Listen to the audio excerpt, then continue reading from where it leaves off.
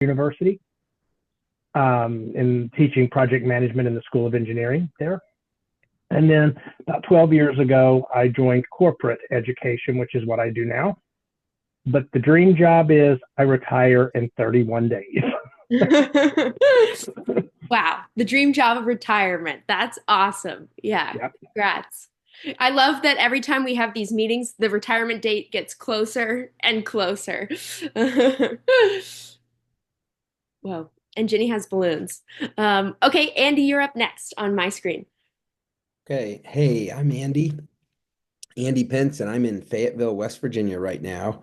And I also feel like I've gotten to work my dream jobs. I worked in outdoor adventure as a raft guide, a rock climbing guide for a number of years. And then I got to move into child nutrition, and I absolutely love this. And I get to still stay in the place that I love and do the adventures I love with my kids and stuff. So yeah, I feel like I'm getting to live my dream job. Oh, that's awesome. Okay, Oh, Jenny. and I'm Oh, coming in from Berkeley Springs, West Virginia, by the way. Wow. awesome. All right, Jenny, you're up next. I know, and we came up with this, and then I had the discussion with Jane yesterday, and now I've like totally forgot. Hi, I'm Jenny. I'm coming from Franklin, West Virginia, which is where the Big Rock is. I darn close to my dream job right now. I feel like I have zero desire to grow a career anymore. Like I'm happy where I'm at. But I think the caveat, I have three, and I've had them all at different points in my life, and they've never been like a living wage. So the goal is living wage. One would be just being a county level like farm to school coordinator with like somebody like with a nutrition director who can keep up with me.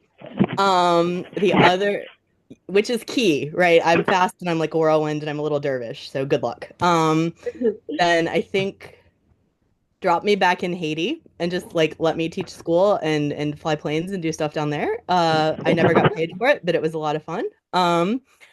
And then I think the third one is, and this is the retirement plan, is I want to help people restore old airplanes. And so all these people buy their like hunks of junk off eBay and rebuilding them from the ground up. And I'm obsessed with historic biplanes. And so I would love to like just fly around and like help people put their planes back together and fly them around. So those of you that were at the gathering, you know that my first joy was I wanted to be a wing walker when I was a kid. So yeah, that's where that comes from. Wow. I think those dream careers speak to how varied your career has been up until this point, Jenny. That's fantastic. Okay, Ember, you're next on my screen. So my name is Ember, and I'm in Berkeley Springs, West Virginia as well. And I have a medical degree, so my dream job would be able to put that to work. Sweet. That's great. It's an admin and billing and coding. Oh, nice. Fantastic. Okay, Noelle, you're up next. Hi, I'm Noelle. I am calling in from Beckley tonight. And I love my job, but it's not exactly my dream job, I wouldn't say. I think beach bum is the dream job I'm looking for. I'm Definitely. Yeah, I'm with you, Noelle. I was having a conversation last night that I've loved the snow and I'm feeling ready to Hmm. be on a beach with a book. Like this is, Yes, I'm dreaming of this. Absolutely. exactly. Great. Okay, Sherry, you're next. Yeah, hi, I'm Sherry. I'm in Morgantown, West Virginia, where I live now.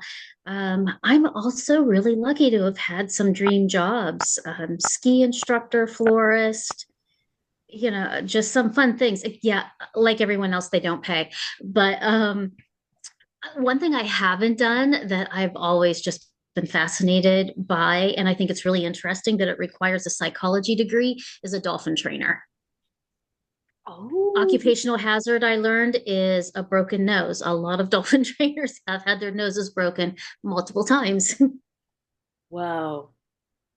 That's that would be such a cool job. I worked on Jekyll Island. That was my like first job post grad, which is right off the coast of Georgia, and we saw dolphins all the time, and they're so intelligent, and yeah, have the capacity to learn so much. So it would be really fun to be the person responsible for that training. Absolutely.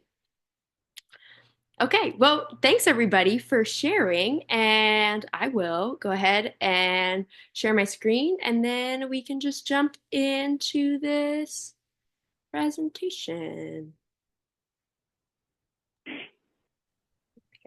Let's go to. Okay, there we go. Andy, you can take it away. All right.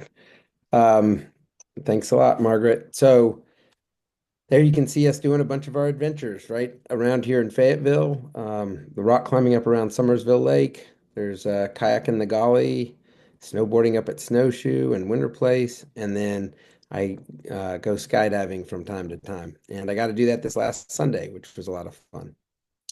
And then there you can see my four kids, of course, my pride and joy. Absolutely love, taking them out and sharing those experiences with them. All right, how do we advance the slide? All right, thank you so much. So, I think, understanding, child nutrition director jobs is central to understanding kind of farm to school. Um, there's a lot of background work that we have to do. And then well, I'm fortunate because I only wear three hats in my county, but in some counties, they will wear four or five hats. So in my county, I'm a child nutrition director. I also oversee the nurses on an administrative level. And then I also am um, the pest control, uh, I don't know, coordinator.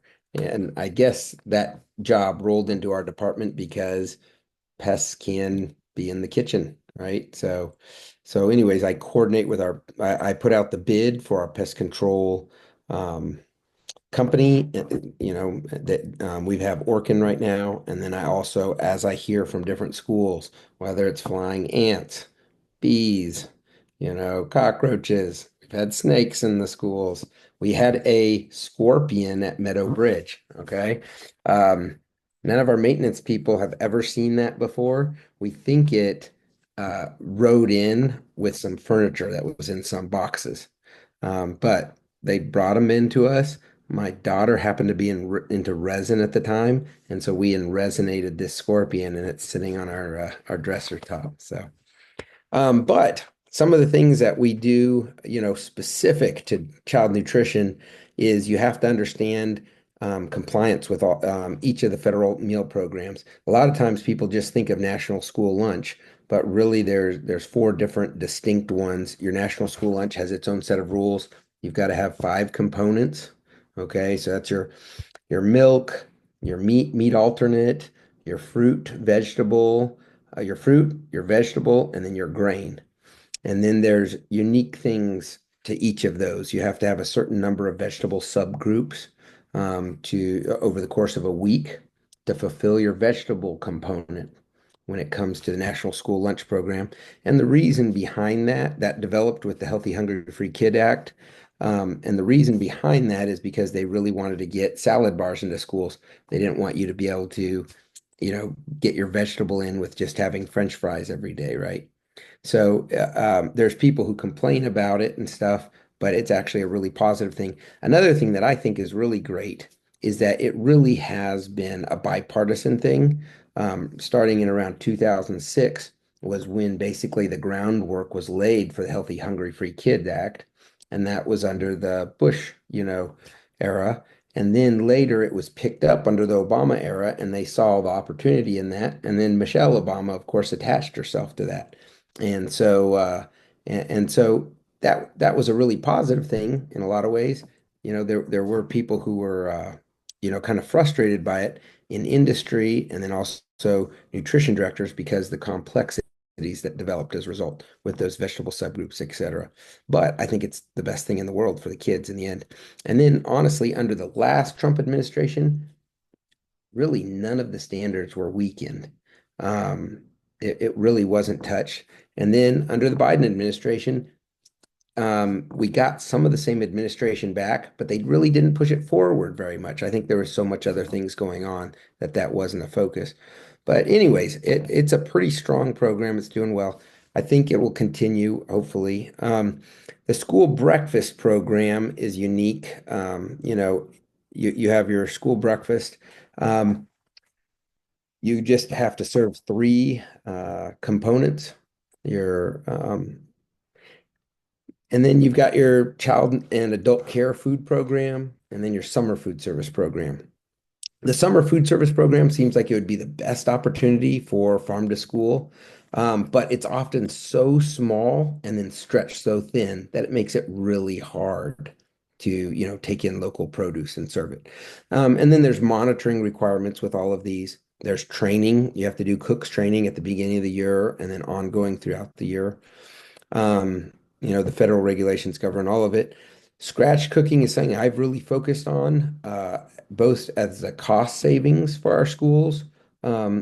We've got basically you've got your employees' costs, and then you've got your food cost. And your employee cost is a fixed cost, but your food cost is something that you have a little bit more flexibility with. To give you an idea of how much cost savings is possible, if you just take like a pepperoni roll, for instance, it costs us about 25 cents to make, and it is maybe the single most popular food item in West Virginia schools, right? And that's because we make it from scratch. As soon as you're buying that pepperoni roll, you're going to pay between 85 cents and $1.25 for it. Okay, so the ingredients, we've already got staff that are in the kitchens, but if they make it, boom, really significant savings there. It goes up 3 to 4 times the cost if you pay somebody else to make it. Um, Creating the menus, you have to understand all those federal regulations to put out a menu, and really you need to use like a Excel spreadsheet to make sure you get it all right because each of those subgroups are so specific. Um, so so anyways, you do that. Most of us nutrition directors work with a cycle menu, okay? And that allows us to get it completely right. And then, and we'll usually either do anywhere from 2 to 6 weeks of cycle menus. I thought 6 weeks was better. I thought more was better. And so that's what I've done for the last 5 years. But I recently trimmed it back to a 3 week cycle menu because I found out that it's a lot heavier lift managing a 6 week cycle menu, but it also makes it harder on the cooks because they don't see items as often. And I thought that was great. Hey, I'm keeping a lot of variety out there for kids. But you know what? At home, I had this pointed out to me by a chef that I got to hang out with. Um, at home, Taco Tuesday, right? Pizza on Friday nights. So, my kids really look forward to knowing what's coming up. So anyways, having a shorter cycle gives the kids a chance to be excited about what's coming around and to see it a little bit more often. And it gives the cooks a chance to see it a little bit more often and get better at dialing it in. So I've trimmed it back to a 3 week cycle. We might even go down to a 2 week. We'll see. Problem solving. You've got to do a lot of problem solving on a regular basis and really quickly. If you aren't quick, things can get out of control, especially Facebook, Facebook complaints. I'll tell you a story about that. I've got a slide all about that in just a second. Recruiting employees, since the pandemic, we lost a lot of our older substitute cooks. And so since the pandemic, recruiting has been a real challenge. We basically constantly post all year long for sub cooks, which they never used to do. They might do 2 or 3 postings a year before. Now we post every single posting. And then I have, posted on Indeed. We're technically not supposed to do that, but uh, we've gotten so desperate that I've gotten the green light to do that. And then I've also, we do a job fair every summer to try and get a hold of um, you know, anybody and everybody who'd be interested in our jobs. Um, as a nutrition director, I, I I will have my 2 cook kitchens end up without a cook and no sub. And so then I'll go out there and help them do lunch, the big meal, and then help them serve it. So I still work in the kitchen fairly often. Um, Snowstorms, they'll take out the power, and then, if it lasts for more than a day or two, we can end up with a freezer and a fridge where the temperature is rising on it. And so then we've got to run out there, unload those things all into a truck, and then get it to a location where we do have power so that we can save the food because we can have anywhere around three up to $3,000 in food at some of our larger schools in their freezers and their refrigerators. Um, yeah, we had a tornado last year. It was crazy, and it took out one of our retired cafeteria managers' homes. And so then the cooks at the near school that she had retired out of wanted to do a fundraiser for her. And so we bought ingredients, from Walmart, but then we went in, used the school kitchen equipment and cooked up a bunch of pepperoni rolls, put them up for sale, and sold $10,000 in pepperoni rolls in an afternoon, and then gave her that entire chunk of money, and that was able to kind of bridge the gaps until her insurance could kick in and stuff like that. Um, so there's unconventional scenarios that play out. RFPs and bids. So there's when it comes to procurement, there's a whole nother set of regulations. I rely on Tony Crago, who's an accountant in the Office of Child Nutrition at the Department of Education, to help me with some of that. But then also my treasurer. But basically, you have to put out a solicitation that just requests, people who are interested in doing the work you're interested in doing or selling you the stuff. So the big one, of course, is your food contract, your main food person. And then we also have like our chemicals. So like that would be like your dishwasher, detergents and stuff. And then also we have the pest control bid, and then uh, produce, milk. And then also this last year, something that we've needed forever and a ton of counties need is a commodity warehouse. Just a place that can be a one-stop drop for bulk and commodity items. And so over the last 5 years, my mind's been working on this. And so as I've seen different grant opportunities, I've pursued them. No single grant has been big enough to help cover it.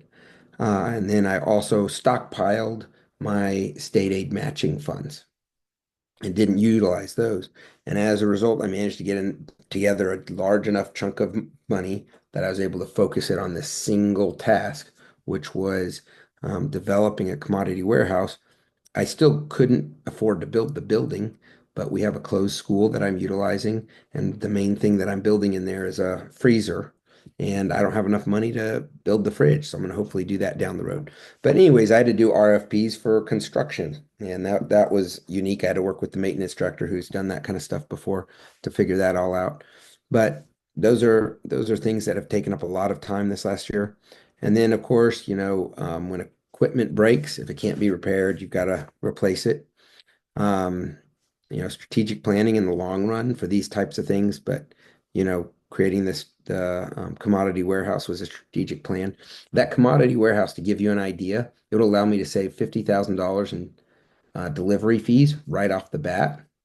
Then it'll allow me to save another $100,000 um, because we're able to utilize all of our commodities. Our county, as far as I know, has never utilized their entire commodity allotment simply because our schools can't take those sizes of deliveries. So $150,000 over the last 10 years, that's $1.5 million.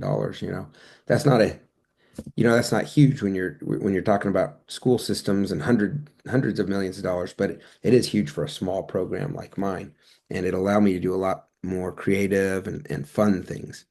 So, and then grant writing, anything from little grants, and I'll talk a little bit more about that down the road. And then AmeriCorps members, finding those, hiring those, utilizing them, takes some energy. And then collaboration with other organizations. And really, Noelle Mitchell should be presenting on this with me because she's been such a fantastic collaborator these last 5 years. So she's worked with us on taste tests. In fact, she's just recently sent a schedule out to our principals. Um, and that's something, that I realized just recently at the Small Farms Conference, listening to all those sessions on farm to school and then the keynote speaker. At this juncture in the state's farm to school development, we really are more like event planners than we are, nutrition program operators when it comes to local food, simply because there's not enough local food to utilize daily. So you've got to, all right, she said something about health educator. What is this? They are amazing. If you haven't worked with one, I highly recommend it.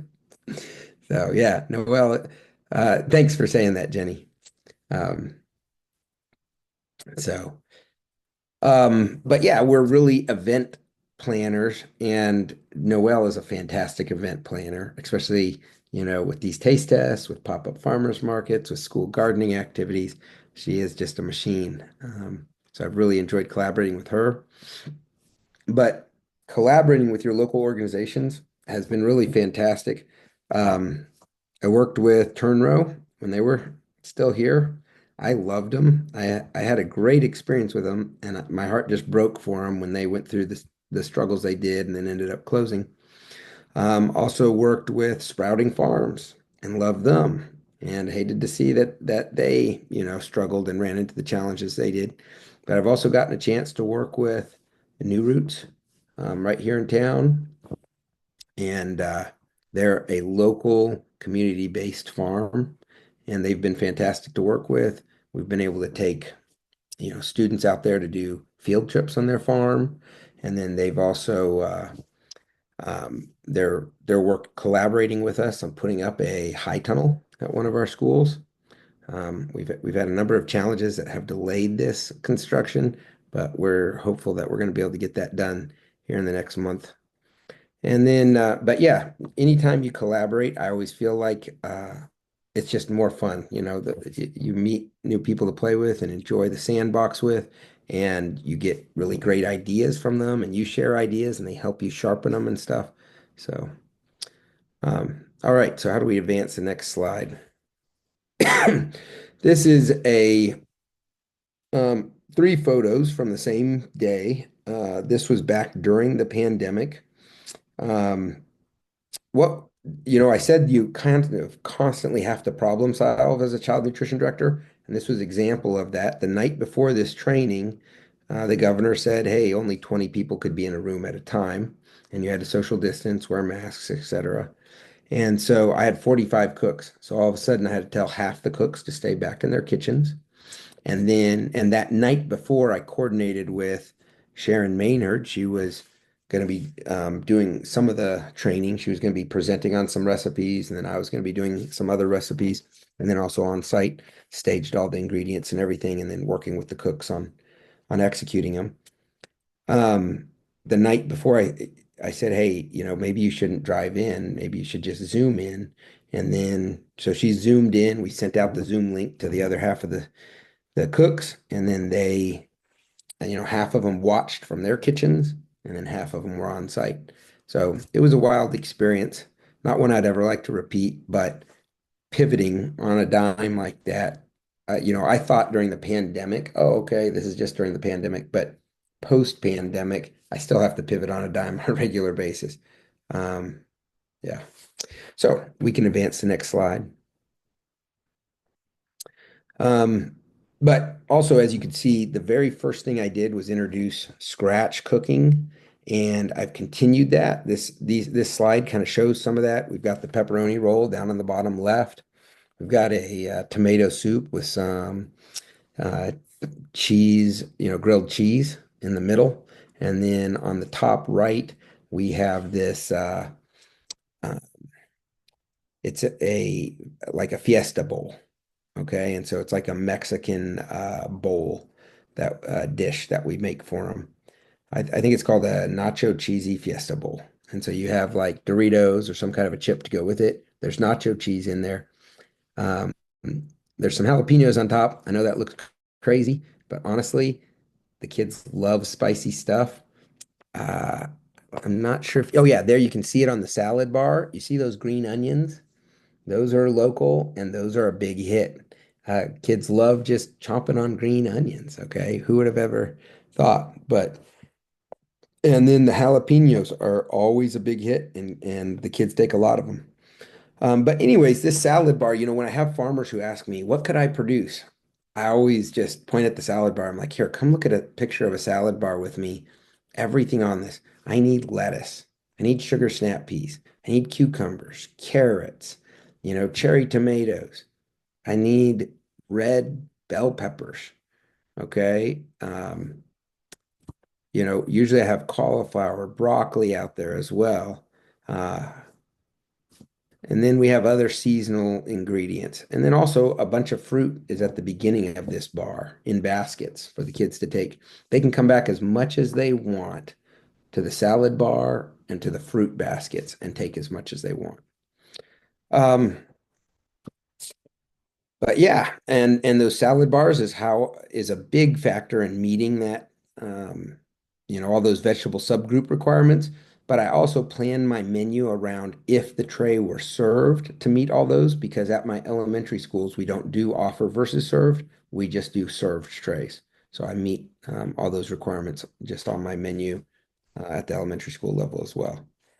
Um, but yeah, this is where it's really at early on in my farm to school career, and I should have put that in my history of farm to school earlier in this. I started out as an AmeriCorps, um, basically working with a nutrition director to try and help coordinate, sourcing local food, basically doing a lot of the stuff that my AmeriCorps members do and that the partner organizations I work with do. Took them on field trips to farms, did taste tests, did school gardening activities. Um, and one of the things was I helped the VOAG. We have a vocational agricultural instructor. He's a forestry instructor, but he has a farm and he loves farming. And he planted a bunch of potatoes with one of the elementary schools. His kids did, and then his kids came in and helped them harvest it. And then they had potatoes that day in the school, and the kids absolutely loved it. It was a fantastic experience. Well, um, he got this grant. I helped him get this grant, a $7,000 grant that he could literally give the money to his kids. The only requirement was that his kids grow something or raise something that was sold to the nutrition director. Okay. And all of his kids ended up going with meat, animals. So one of them bought a cow, one of them bought some hogs. I think one of them did some chickens. And at the end of it all, they had this very detailed cost, and then it showed what the profit was, and it was very minimal. Now, there was another kid, Orrin Jackson, out in Cabell County, and he was a junior in high school, and he spoke with me and he said, "Hey, what could I do?" And I said, "Hey, what do you do on your farm?" And his parents did like a greenhouse operation and had done some produce and stuff in the past. So he did that. He did it 3/4 of an acre, and he ended up generating $6,000 in profit.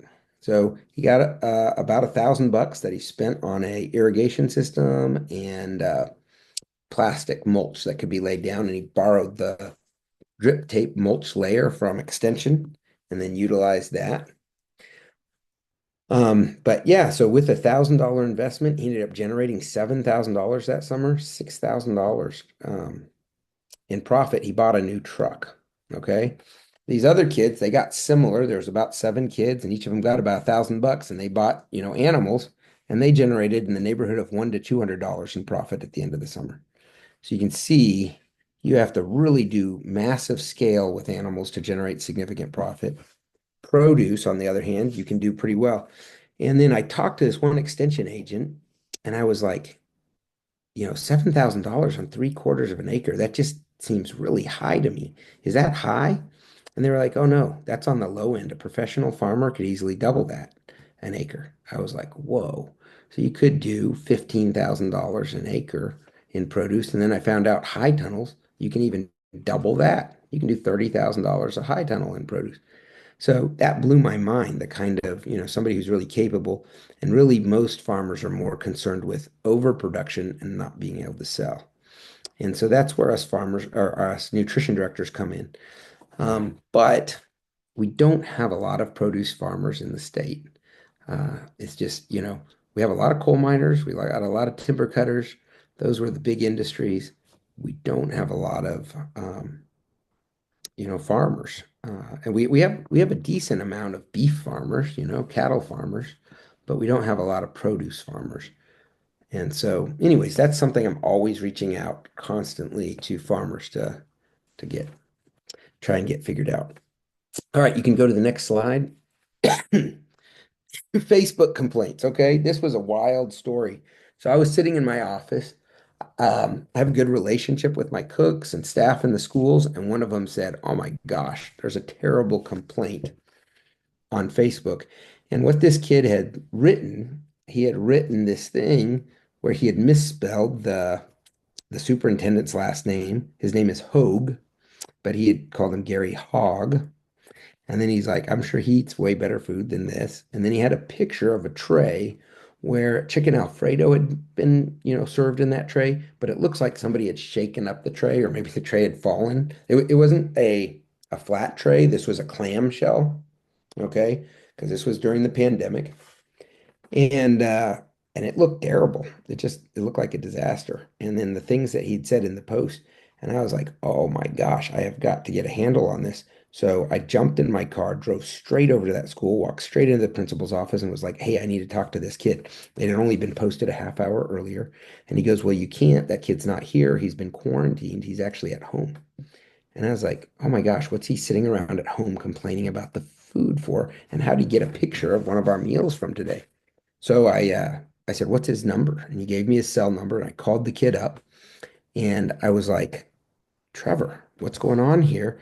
I want to make this right for you, but you're not even here today. So why are you complaining? And it looks like that tray got shaken up. And he goes, yeah, my friend sent me that picture, and I just am upset at what he's having to deal with. And anyways, there was a lot of other things going on, it turned out, in his life that he was kind of frustrated with. And this was just the area where, the cork popped and he vented on this.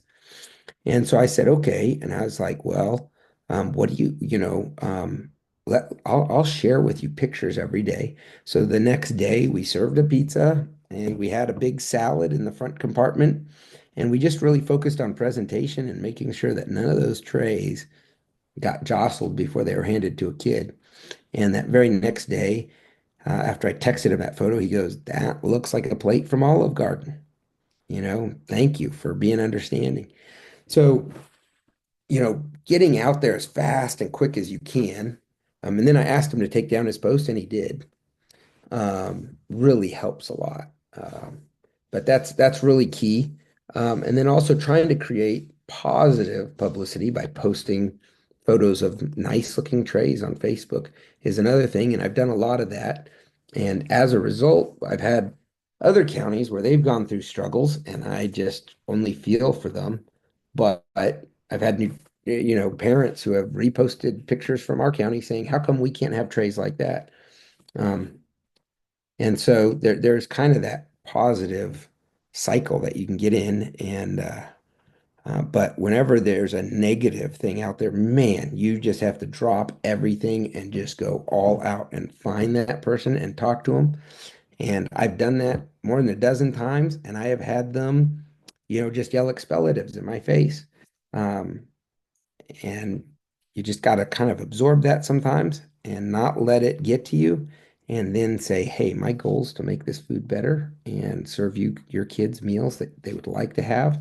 So you just got to constantly do that. Something else too along those lines that well, let's go to the next slide. I think I might be okay. This talks about, yeah, so I'll talk about this in the bottom. But like Jenny, I spent a year in Haiti. I was very young. The main thing I remember is playing with tops with the kids. That was like their main toy. They would like take a nail, stick it through a piece of wood, and then whittle it down into a top. And then they could make that top spin on the top of a fence post, on the top of a rock in a field, on anything. It was wild. And So I remember doing that with these kids and having a blast. They also would like make hats and stuff just out of reeds. Do you remember seeing anything like that? Yeah. So, anyways, my parents started in Haiti. They were there for a year. Then they were ended up in mainland China. Then they ended up in Taiwan. And wherever we went, we connected with local farmers. They really only did agricultural missions in Haiti. In China, communist regime, they don't let you decide what you want to do. They tell you what you're going to do. Even though my dad has a PhD in agriculture, he was assigned to teach English at a college there. And so that's what he did. He said, yes, sir. And he taught English for a couple of years. Then Tiananmen Square happened. Several of his students were thrown in jail. No, we became a liability to everybody and anybody we knew. People wouldn't even look at us as we walked down the street. And so then we left for a while with plans to go back, but they left by going to Taiwan so they could maintain their language skills. While we were there, it was still under martial law. But then there was a student protest similar to Tiananmen, but instead of, the Tiananmen massacre that happened in China, in Taiwan, the government listened to them. They said, okay, we'll lift martial law and we'll start the democratic process that we've been planning on all along. And they did. And so the first democratic elections happened in 1989, a year after we arrived there. But anyways, because of their agricultural background, we always connected with all the farmers. We sourced from all of them, and it was awesome. And so when I got to West Virginia, I did the exact same thing. I immediately, the first thing was this was back in 2006, and gas was $4.50 a gallon, and I had a Jeep Grand Cherokee that only got about 7, 8 miles to the gallon, and so I would ride my bike about 7 miles up to Ace, okay, Adventure Resort, which was where I was working as a climbing guide and as a raft guide. And I would save myself $5 a day, okay, because it was about 15 miles up there. My Jeep only got 10 miles to the gallon. So, anyways, as I was doing that, I would stop off at these farms on Gatewood Road and I would be like, hey, can I buy some of this? Hey, can I buy some of this? So I was buying raw milk from somebody I didn't know was illegal. I was buying eggs. I bought a cow off of a beef farmer. And then I bought a bunch of produce from a bunch of different farmers, and they were all extremely generous. In fact, that's a classic thing whenever you interact with a farmer is that you'll buy one thing and then they'll give you like three things. Like, "Oh, I have a bumper crop of this year here."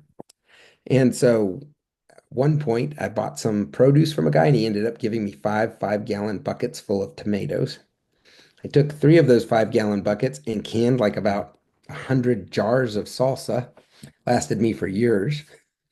And then I took 2 of those 5-gallon buckets of tomatoes and I was just exhausted from canning. And I was like, man, I can't do anything more with these. And so I took them up to Eighth. I set them on a picnic table, put a sign on them, said, hey, free, come and get them.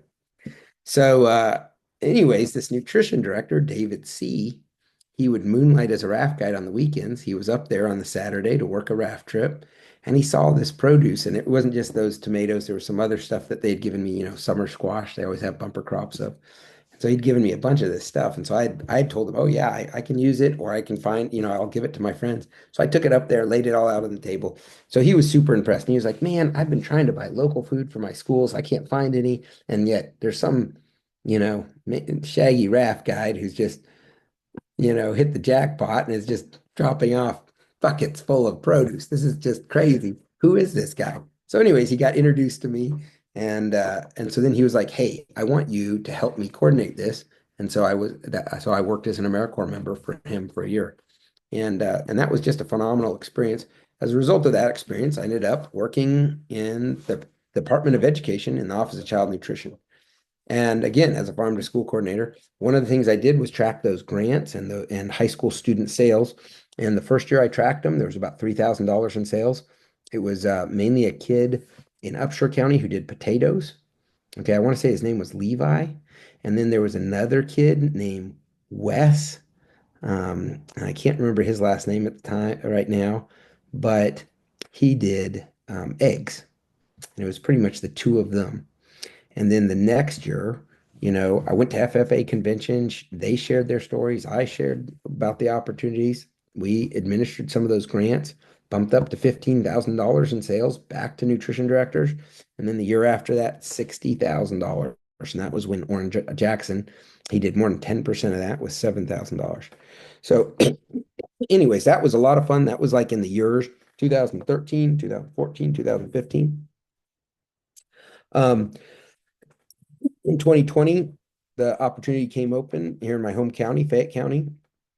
Nutrition director retired, and so I managed to get my name in the hat and was thrilled to be able to try my hand at the position. Yep, every year I try to host an AmeriCorps members. And then when it comes to that event planning, there's West Virginia Wednesdays. Recently, I have not done a very good job of that. I haven't been getting the marketing going on that. But every year when we start out the year, I always get a lot of marketing out there about the West Virginia Wednesdays, and that's when we always target all of our local food. But even right now, my menus, if you look at them, you'll see that I'm targeting local food on Wednesdays. It's a lot of it's West Virginia Harvest. We get their pulled pork and their tomato soup. So those are two of our days. And then the third Wednesday is pepperoni rolls. Farm to School Month, we always work towards trying to do an all local meal, meaning everything on the tray is local. I have achieved that once, but usually we still have to augment with something else. And then my goal every year is to do 5% of my purchases local. Okay, so that comes out to $175,000. I have achieved that for 2 years now. Looking forward to doing that again for a third year. But that is actually, there's legislation at the state level that requires that. We got a fall slip grant. I don't remember what that acronym stands for, but we got that through our collaboration with Sprouting Farms. And hopefully that's going to be a high tunnel erected this year. We got Whole Foods grants, $12,000. And then we also got another $30,000 grant from the Department of Ed, all for school gardens. So that's going to help us out a lot. That other $30,000, we're going to erect 2 additional high tunnels. So again, I have that under contract. Hopefully here in the next month, we'll get those erected. And then we also got a multi-year grant with New Roots and WVU Extension. And it is called the Plants Grant, which the L and the A stand for local agriculture. Okay. But I can't remember what the P and the T and the S stand for. But anyways, last week we interviewed 3 chefs. And this is working with Brigade, and we made an offer to one of them. And that grant is focused on improving meal quality through two things. One is more from scratch, okay? And then the other one is providing the technical assistance or actually the professional development. I found that just cooking through recipes with them and explaining how we'd like them to taste isn't quite enough. They really need somebody in the kitchen with them day to day, probably for about a month at a time. And so that's what this chef is going to be able to do. I could do that if I quit all of my other responsibilities, but I can't do that and do the other stuff. And I know because I've tried. I have been in the kitchen for 5 days at a time and then been so far behind when I get back into the office that I can't I got to do double duty the next week. So anyways, I'm very, very excited and thrilled about this chance to have have a chef. So we've made the offer, they've accepted. Now we're going through the formalities of the background checks and the drug tests and all that kind of stuff. So that's my history. Really, doing farm to school today, it's event planning, doing taste tests. If you have a nutrition outreach instructor like Noel in your county, then boom, that's a phenomenal opportunity right there. Pop-up farmers markets are a phenomenal opportunity. There's a really cool grant that's for alternative feeding strategies that all nutrition directors in the state get. The goal with that grant was to kind of help backpack programs, develop and grow. But when I reached out to the different backpack programs that were working in our county, they were kind of maxed out and they were like, even if you gave us more money, We don't have enough volunteers, etc. But um, these pop-up farmers markets are the same exact thing. You provide them with fresh produce in a bag, they get to take home. So that's how I utilize my backpack grants is on these pop-up farmers markets. And we have been getting that better and better working with New Roots. I think this and with Noel, I think this spring is going to go off really, really well and next fall. But yeah. All right. You want to advance the slide for me, Margaret? Yeah, there's a picture of a bunch of kids going to a pop-up farmers market. Um, that was taken in Barber County. I have some good ones though too. I don't know why I didn't get one of mine in there. Um, and there's even a really awesome video with Noel and New Roots. Um, yeah, I wish I could send you that link, Margaret, to play. I think I sent it to you last year, maybe. Didn't we play that last year? I don't think I've seen that actually, but we always do a follow-up email at the end after every presentation, so we could attach it to that to send it to folks. Yeah. Okay. Any questions about nutrition directors and farm to school? I'll stop sharing for a minute so we can see each other's faces. I have a question because I didn't realize that you were also the pest control manager and the manager of nurses. And so I'm just like, it's amazing the amount of work that you do for Farm to School. And I was thinking about going through your presentation, like, what does the balance look like between those different roles? Like, what does your time look like? So it looks like you make a plan, and then a lot of times at 5 a.m., you chuck the plan and you put out a fire. And then once the fire is contained, okay, like a nurse isn't showing up, we've got to get another nurse there, so you're coordinating all that. Once you've got that fire contained, then you go back and you pull back out your plan and you're like, all right, where was I? And then you start working on the next thing. But a lot of days, I will go in with a page of items that I want to accomplish. And by the end of the day, I'll have 2 pages and only have accomplished some of the first page. You know what I mean? So, but I mean, I know Jenny, that's her life too. I'm sure a lot of you guys do those kind of things. So, it's the joys of having, being creative and yeah.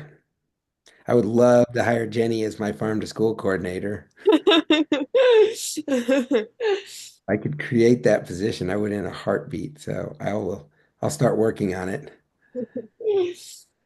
Yeah, no, you guys can keep talking, and I can attest. Like Jenny and I were roommates for the Small Farms Conference, and she's always coming to work talking about how she's getting 6 a.m. phone calls that relate to like some challenge that she has that she's managing. And as roommates, I got to hear one of her 6 a.m.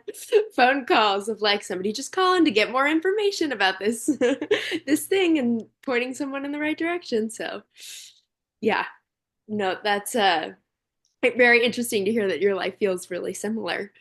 Yeah, of course, I want to open the floor to anybody else who has questions. Feel free to ask them or put them in the chat. But one of the things I was thinking about, Andy, when you talked last year, I remember you said like it was a little tricky to get buy-in from cooks. So I was wondering if you could say a little bit more about like what that process looks like. Yeah. So you have to think about your typical cook, okay? They are usually like in one of 2 categories. Either they are young parents, okay, and their kids are in school and they want a job that aligns with their kids, school days, and then they have off on a snow day when there's a snow day. Okay, so you either have someone like that, or you have somebody who's a little bit older, okay, maybe in their 50s or 60s, and they realized, it would be great to have retirement. It'd be great to have benefits. And so they've stepped into that position. And so it's challenging because they start real early, 5 a.m. They're the first people on campus. And then they're immediately doing a lot and they're doing some heavy lifting and stuff.